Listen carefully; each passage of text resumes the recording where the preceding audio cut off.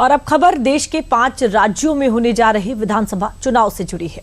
चुनावी राज्यों में से एक पश्चिम बंगाल में बीजेपी ने जीत का परचम लहराने की रणनीति बना ली है, जिसके तहत बंगाल में जल्द ही पीएम मोदी, गृह मंत्री अमित शाह और सीएम योगी की बड़े पैमाने पर चुनावी रैलियां होंगी। देखिए ये रिपोर्ट।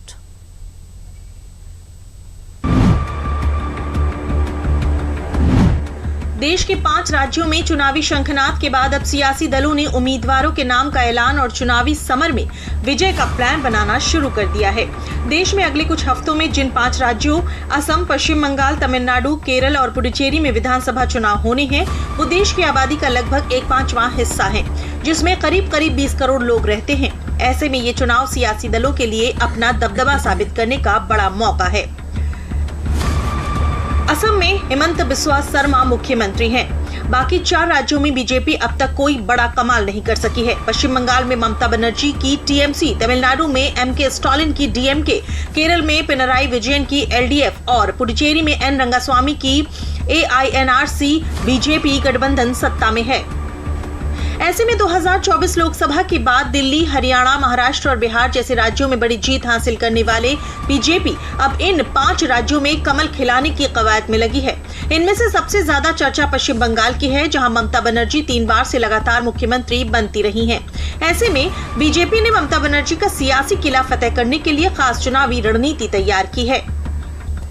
पश्चिम बंगाल विधानसभा चुनाव के लिए बीजेपी का मेगा कैंपेन प्लान।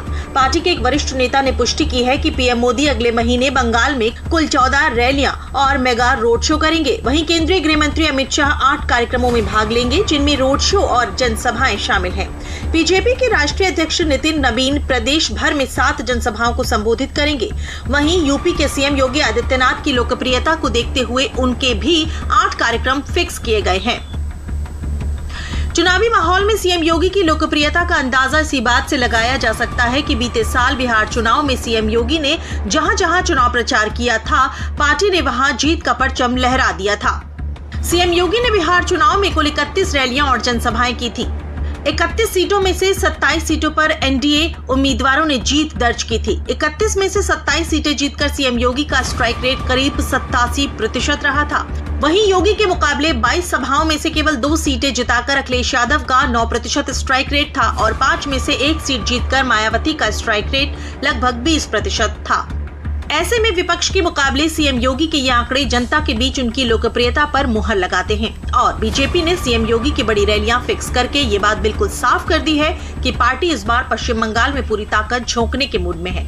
ऐसे में माना जा रहा है कि लगातार रैलियों, रोड शो और जनसभाओं के जरिए भाजपा राज्य में अपनी पकड़ मजबूत करने की ओर आगे बढ़ रही है।